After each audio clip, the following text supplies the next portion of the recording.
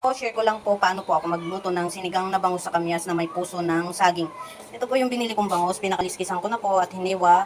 Ito po ang kanyang mga gulay. Ito po daon ng mustasa, puso ng saging, hinimay ko at hiniwa ko na rin po. Ito po yung mga pang ingredients niya po na pang sahog. Dinikdik na luya, sibuyas na hiwa, siling haba, green na sili, kamatis. Ito po yung kamyas na pangpaasim natin. Ito po patis, asin, konting mantika, paprika. Nasa inyo po kung gusto nyong lagyan ng paprika. Ako ilalagyan ko lang po pampaganda ng kulay. Nasa inyo rin po kung gusto nyong gumamit ng nor. Konting mantika. Ito po ang ating luya, sibuyas. Ganyan na po. Saglit lang po siya. Luya, sibuyas, kamatis. Ganyan lang po. Kasi ano po, halo-haloin lang. Kamyas. Masamahin na rin po natin. At ito po yung Knorr cubes na shrimp. O konting paprika.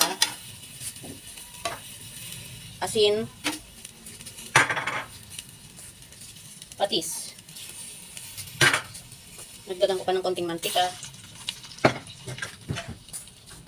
Ayan po. Initin lang po natin konti.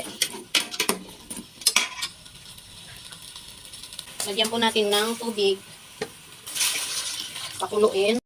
Po kumukulo na po ang ating pinakulong tubig na paglalagyan po natin ng bangus.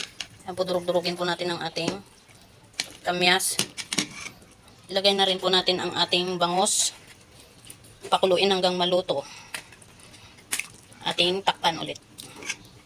Hintayin po natin kumulo at maluto po. Isabay na rin po natin ang ating puso ng saging. Luto na po ang ating bangus at ang ating puso ng saging. Lagyan po na po natin ang ating siling haba at ang ating dahon ng mustasa. Pakuluin po natin konti at hanggang maluto po ang dahon ng mustasa. Kain na po tayo. Ito na po ang aking sinigang sa kamyas na bangus na may puso ng saging. Thank you for watching.